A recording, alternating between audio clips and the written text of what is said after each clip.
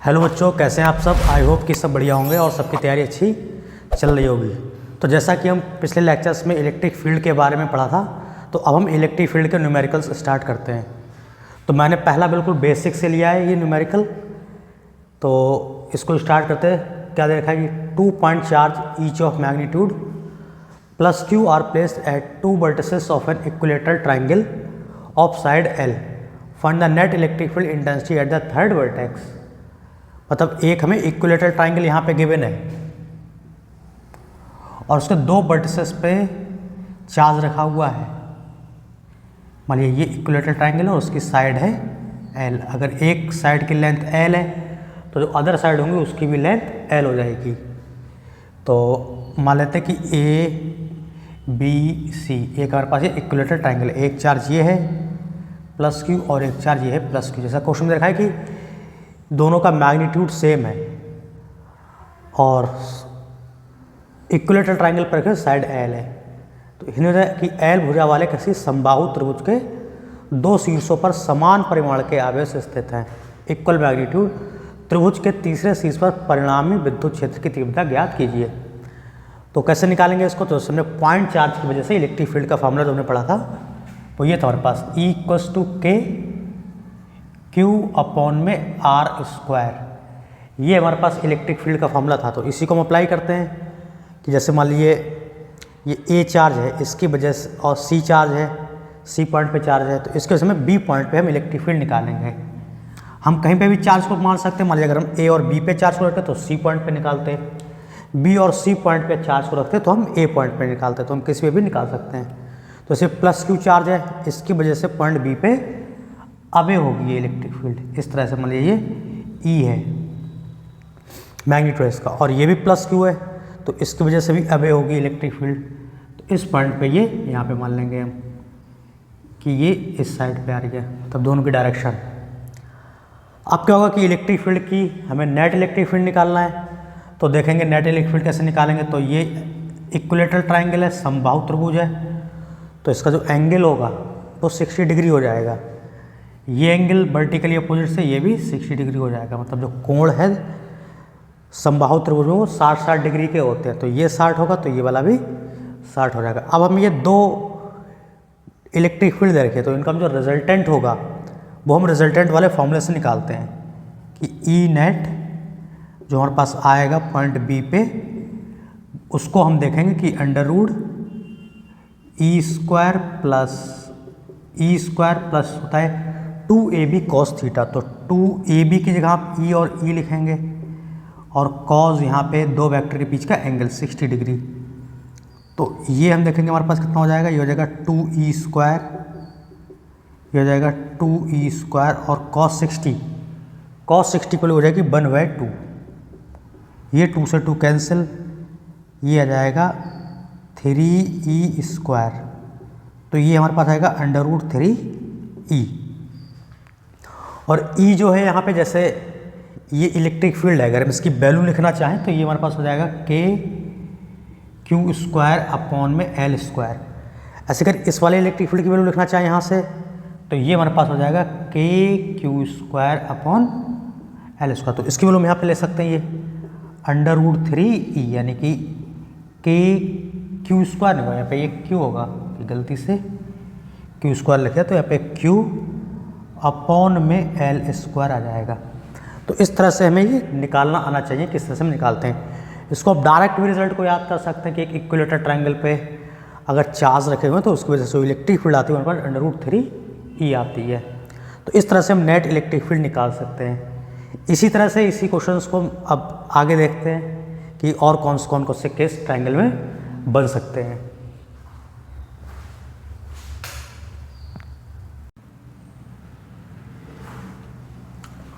अब हम अपना नेक्स्ट क्वेश्चन देखते हैं जो कि एक ट्राइंगल के बेस पर ही दिया है। तो पिछले क्वेश्चन में क्या था कि ये दोनों चार्ज थे, ये हमारे सेम मैग्नीट्यूड के थे और मतलब ये भी पॉजिटिव था, ये भी पॉजिटिव चार्ज था। अब मैंने क्या करा कि एक को पॉजिटिव और एक को नेगेटिव लिया है। अब हम देखते हैं कि इसको कैसे कैलकुलेट करेंगे। अगर हिंदी में देखें कि पहले ये आवेश +Q मान का था और ये भी +Q का था, तो हमने इसको केवल -Q कर दिया है। तब हमें क्वेश्चन वही है कि तीनों शीर्षों मतलब दो शीर्षों पे आवेश रखा हुआ है, हमें किसी एक शीर्ष पे परिणामी विद्युत क्षेत्र की तीव्रता ज्ञात करनी है। तो बिल्कुल सेम जैसा हमने पीछे करा था कि जैसे प्लस क्यू है, इसकी वजह से इलेक्ट्रिक फील्ड इस डायरेक्शन में आएगी यहाँ पे ई, और वही लेंथ हमें इक्विलेटरल ट्रायंगल की एल दे रखी है, मतलब जो समबाहु त्रिभुज है उसकी जो भुजा है वो एल दे रखी है। तो इधर इलेक्ट्रिक फील्ड आएगी। अब यहाँ पे क्या है कि ये नेगेटिव चार्ज है, तो इस पॉइंट पे जब हम इलेक्ट्रिक फील्ड निकाल जाएंगे, और ये ए पॉइंट है, ये बी पॉइंट है, तो ये नेगेटिव चार्ज की वजह से बड़ा कि इलेक्ट्रिक फील्ड उसके टूवर्ड्स होती है, मतलब नेगेटिव आवेश की तरफ होती है। तो नेगेटिव आवेश की तरफ इलेक्ट्रिक फील्ड इधर आएगी हमारे पास, इलेक्ट्रिक फील्ड की डायरेक्शन इस तरह से। तो अब हमें वही है कि नेट इलेक्ट्रिक फील्ड निकालना है। तो नेट इलेक्ट्रिक फील्ड कहीं इन दोनों के बीच में इस डायरेक्शन में आ रहा होगा इस तरह से। तो अब इसमें कैसे निकालेंगे, जैसे ये इलेक्ट्रिक फील्ड है, इनका अगर हम मैग्नीट्यूड लिखना चाहें तो E = KQ/L² लिख सकते हैं। तो नेट इलेक्ट्रिक फील्ड अगर मैं यहाँ पे निकालेंगे तो कैसे निकालेंगे, जैसे ये एंगल 60 डिग्री है, तो ये वाला एंगल कितना आ जाएगा हमारे पास, ये आ जाएगा 120 डिग्री। तो दो वेक्टर्स के बीच में यहाँ पे जो एंगल है वो 120 डिग्री है। तो नेट इलेक्ट्रिक फील्ड में निकालिए बी पे, अब ई नेट बी पे हमारे पास हो जाएगा √E² + 2AB होता है, तो ये E × E हो जाएगा, और cos 120 होता है हमारे पास। तो E नेट अगर हम लिखने जाएंगे बी पे, तो ये कितना हो जाएगा पास 2E² प्लस ये हो जाएगा पास 2E², और हमें cos 120 की वैल्यू लिख लिया। तो cos 120 की वैल्यू कैसे लिखते हैं, जैसे cos 120 दे रखा है, तो इसको लिख सकते हैं cos 90 + 30। तो ये cos 90 + 30 ट्रिग्नोमेट्री से सेकंड क्वाड्रेंट में जाता है, तो ये बन जाएगा हमारे पास sin 30 डिग्री, और ये नेगेटिव होगा तो sin 30 की वैल्यू होती है 1/2। तो उसको हम यहाँ पे 1/2 ये पुट कर सकते हैं। ये आप लोग बेसिक मैथमेटिक्स क्लास 11th में हम लोग इस तरह से पढ़ते हैं इसको। तो ये यहाँ पे 2 से 2 हो जाएगा कैंसिल, तो ये हमारे पास आएगा 2E² - E²। तो ये हमारे पास निकल के आएगा E² रूट में, और रूट से बाहर निकला तो ये E आ जाएगा। तो नेट इलेक्ट्रिक फील्ड जो पॉइंट बी पे होगा E के इक्वल होगा, और E की वैल्यू हमारे पास क्या है KQ/L²। तो इस तरह से अगर नेगेटिव चार्ज सेंस करता है तो हमें इस तरह से यहाँ पे इलेक्ट्रिक फील्ड क्या मतलब कैलकुलेट करेंगे। इसके बाद हम इसके और केसेस देखते हैं।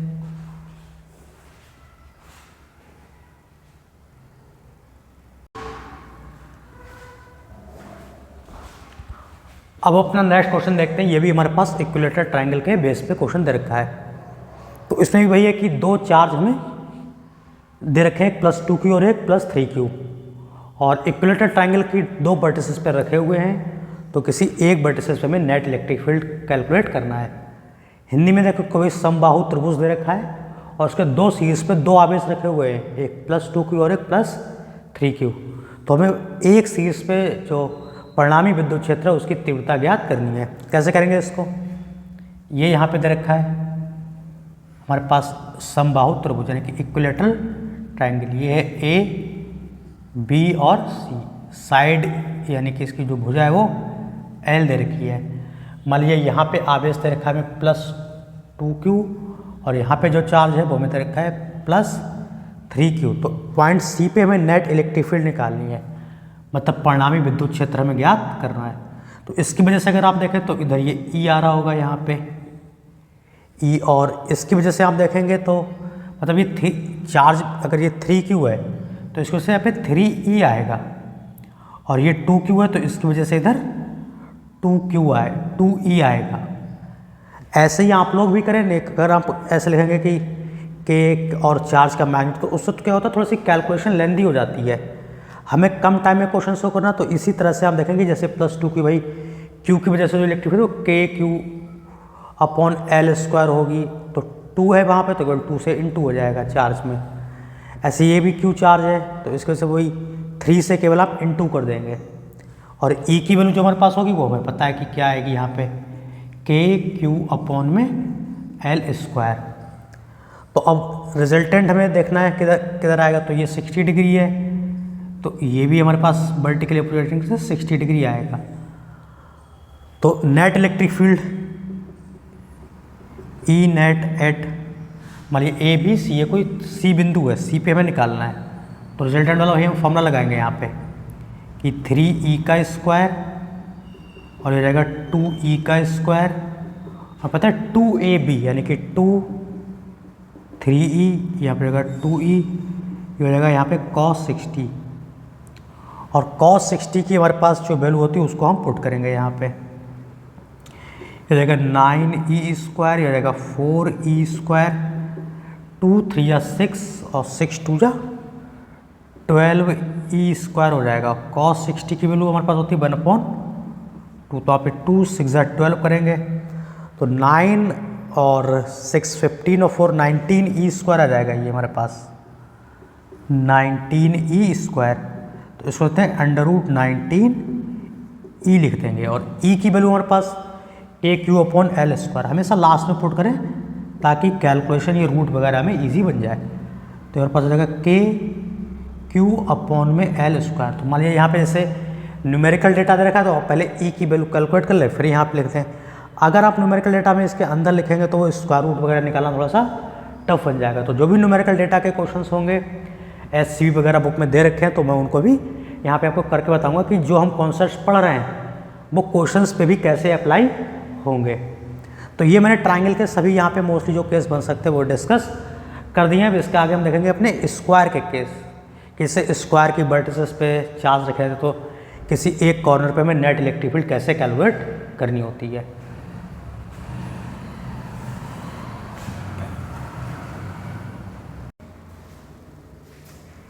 अब हम देखते हैं अपना question number 3।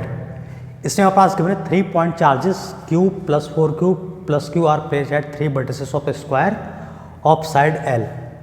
Find the net electric field intensity at the 4th vertex. मतलब एक वर्टेक्स मतलब स्क्वायर दे रखा है हमारे पास इस तरह से, और इसकी साइड हमें L दे रखी है, और इसके 3 वर्टेक्स पे हमारे पास चार्ज रखे हुए हैं। चार्ज कौन कौन से? +Q, एक हो जाएगा +4Q और एक हो जाएगा हमारे पास +Q। तो चार्ज हमें जिस सीक्वेंस में दे रखे हैं उसी सीक्वेंस में हमें को प्लेस रखने हैं। चाहे आप कहीं से भी स्टार्ट कर सकते हैं लेकिन सीक्वेंस यही रखना है। हिंदी में कहते हैं कि L भुजा वाले एक वर्ग के 3 शीर्षों पर क्रमशः +Q 4Q +Q 3 बिंदु आवेश रखे गए हैं। वर्ग के चौथे शीर्ष पर परिणामी विद्युत की तीव्रता ज्ञात कीजिए। मतलब एक वर्ग है जिसकी भुजा है L और 3 बिंदु आवेश उसके 3 शीर्षक पर रखे, तो तीनों को वजह से चौथे शीर्षक पर हमें परिणामी विद्युत क्षेत्र की तीव्रता ज्ञात करनी है। तो कैसे निकालेंगे? जैसे ये Q चार्ज है तो इसकी वजह से इलेक्ट्रिक फील्ड इधर आएगा हमारे पास E, इसकी वजह कि KQ/L स्क्वायर, ये वाला जो चार्ज है इसकी वजह से इलेक्ट्रिक फील्ड इधर आएगी हमारे पास। यह जाएगा हमारे पास E = KQ/L स्क्वायर। और एक चार्ज ये रखा होगा, अगर ये साइड L है, ये L है हमारे पास, तो इसका जो डायगोनल होगा ये हमारे पास निकल के आ जाएगा √2L हो जाएगा यहाँ पे। तो इसकी वजह से एक इलेक्ट्रिक फील्ड इधर आएगी हमारे पास निकल के।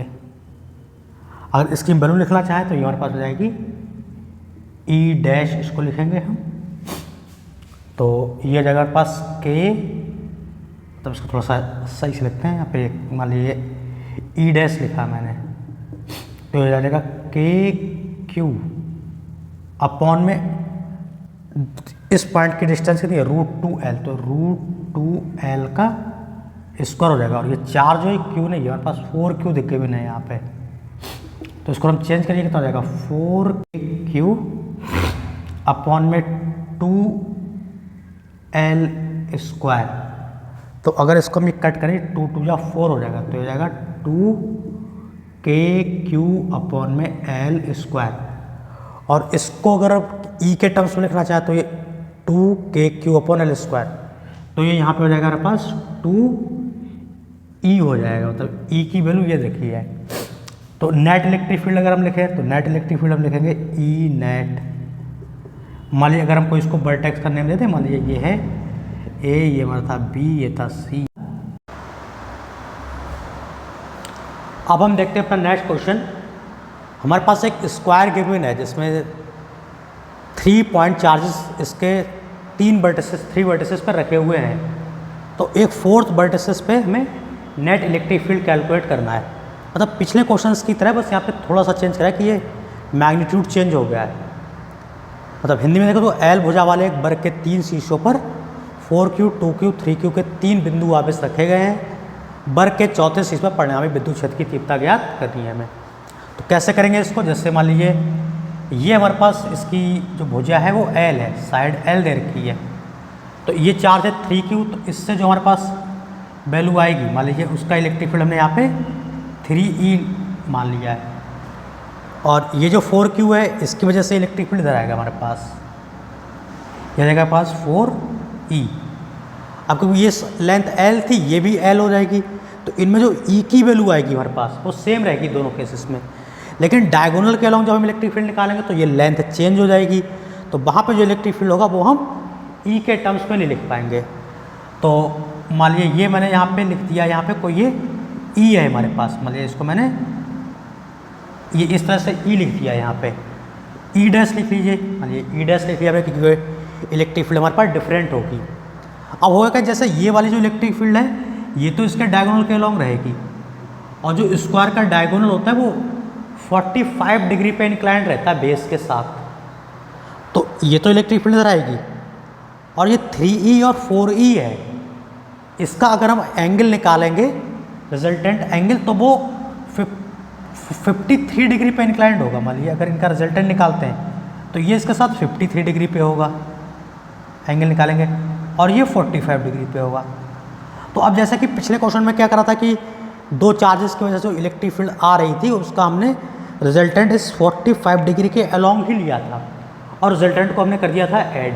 लेकिन यहाँ पे हम ऐसा नहीं कर पाएंगे क्योंकि इनका जो रिजल्टेंट है वो बेस के साथ यहाँ 53 डिग्री एंगल पे होगा और ये 45 डिग्री एंगल पे है। तो यहाँ पे जो एडिशन है वो हम डायरेक्ट ऐड नहीं कर सकते हैं। तो जब इस तरह से यहाँ पे सिचुएशन बनेगी तब हम क्या करेंगे यहाँ पे कि इसको वेक्टर्स के कंपोनेंट में ब्रेक कर लेंगे, और फिर हम यहाँ पे नेट इलेक्ट्रिक फील्ड लिखेंगे। तो देखते हैं कि हमें यहाँ पे जैसे नेट इलेक्ट्रिक फील्ड है उसको किस तरह से यहाँ पे हमें लिखना है। तो जैसे हम क्या करते हैं इसको IJ के कंपोनेंट में लिखते हैं। मान लीजिए ये I होता है, इधर J होता है, और Z की तरफ K कंपोनेंट होता है। तो ये पॉजिटिव एक्स एक्सिस मान लेंगे, इधर नेगेटिव एक्स एक्सिस मान लेंगे। तो अगर हम नेट इलेक्ट्रिक फील्ड लिखना चाहें E नेट, तो उसको हम कैसे लिखेंगे? तो पहले तो मान लीजिए ये नेगेटिव एक्सिस में आ रहा है तो मेरे पास हो जाएगा माइनस का 3I कैप, ये 4E ये हमारे पास नेगेटिव बाई एक्सिस में आ रहा है तो 4EJ कैप हो जाएगा। अब जैसे ये E डैश है ये 45 डिग्री के एंगल पे इंक्लाइंड है, तो इसके हमारे पास दो कंपोनेंट हो जाएंगे। एक होगा इधर ये, मैं जैसे E डैश के दो कंपोनेंट यहाँ ड्रॉ करता हूँ, ये हमारे पास हो जाएगा।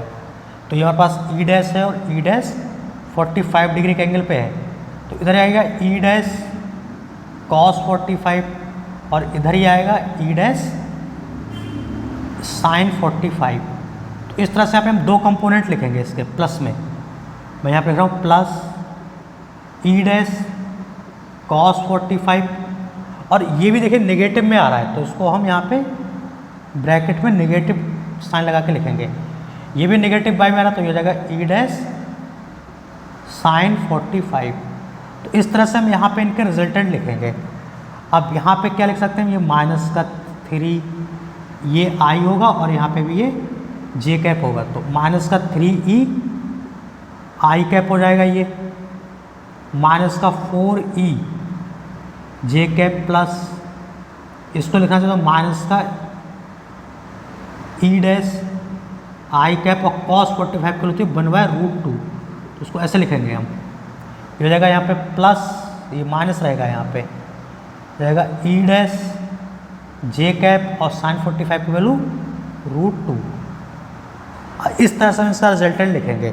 अब आप जैसे अगर न्यूमेरिकल डेटा रखा है तो यहाँ पे E की वैल्यू कैलकुलेट कीजिए, वो यहाँ हम पुट कर देंगे, और L की वैल्यू E डैश क्या है यहाँ पे इस डायगोनल के अलॉन्ग इलेक्ट्रिक फील्ड है तो उसकी वैल्यू हम कैलकुलेट करेंगे, और यहाँ पुट कर देंगे। तो इस तरह से हम न्यूमेरिकल में भी इसको कर सकते हैं।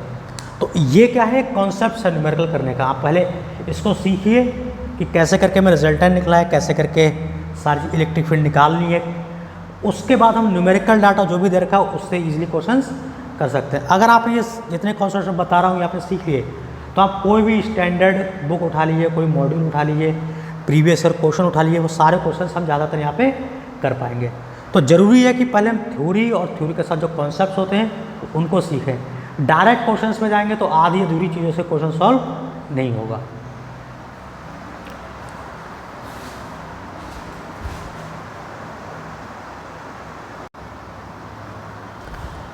नेक्स्ट क्वेश्चन हम देखते हैं कि ये हमारे पास दो केसेस दे रखे हैं। तो ये ए बी एक ही स्क्वायर दे रखा है हमारे पास। यहाँ पे आप लिख लेंगे ये हमारे पास क्या दे रखा है, स्क्वायर है और इसकी साइड है एल, और हमें इसके सेंटर पे इलेक्ट्रिक फील्ड कैलकुलेट करनी है कितनी होगी। तो देखते हैं हम इसको कैसे करके कैलकुलेट करते हैं। जैसे ये हमारे पास चार्ज है प्लस क्यू, तो ये मान लीजिए स्क्वायर का सेंटर है, मान लीजिए ओ। पहले इस क्वेश्चन को हम डिस्कस करते हैं। ये सेंटर ओ है, तो पे ये जो चार्ज है इसकी वजह से इलेक्ट्रिक फील्ड ये आएगा, मान लीजिए ई, ये इधर होगा यहाँ पे, और इसकी वजह से इलेक्ट्रिक फील्ड इसकी अपोजिट डायरेक्शन में होगा, ये होगा, और ये मान लीजिए ई दे रखा है। ऐसे ये वाला जो चार्ज है 4Q, इसकी वजह से इलेक्ट्रिक फील्ड ये आएगा, मान लीजिए 4E दे रखा है, सेंटर पे बात कर रहे हैं। ऐसे 2Q हो तो इसकी वजह से जो इलेक्ट्रिक फील्ड होगी वो हमारे पास इधर आएगी, ये 2E होगी। तो इस तरह से हमें सेंटर पे चारों इलेक्ट्रिक फील्ड ड्रॉ करें, कौन सा किस डायरेक्शन में होगा।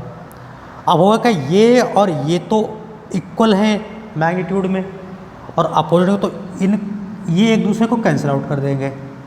तो हमारे पास जो बचेगा वो बचेगा 4E और E। अब ये दोनों एक लाइन के अलोंग होंगे, तो जब एक ही लाइन के अलोंग दो वेक्टर होते हैं मतलब और दो अपोजिट डायरेक्शन में हो, एक ये 4 इधर है 2 इधर है, तो वहाँ पे हम नेट इलेक्ट्रिक फील्ड डिफरेंस करके निकालते हैं कि जो ज़्यादा वैल्यू है उसमें से हम सब्ट्रैक्ट करते हैं। ई नेट जो यहाँ पे बनेगा, मतलब ई नेट कहाँ पे, ये सेंटर ओ था, सेंटर ओ पे वो 4E माइनस 2E करके आएगा, तो इसको हम यहाँ पे लिखेंगे 2E, और E की वैल्यू यहाँ पे क्या हो जाएगी, ये हो जाएगा 2K, और यहाँ पे जो आ जाएगा E की हो जाएगा Q अपॉन में L, तो L को हो जाएगी L अपॉन √2 स्क्वायर। तो इस तरह से स्क्वायर की वजह से इलेक्ट्रिक फील्ड हम ले सकते हैं। ऐसे हम देखेंगे सर्किल में।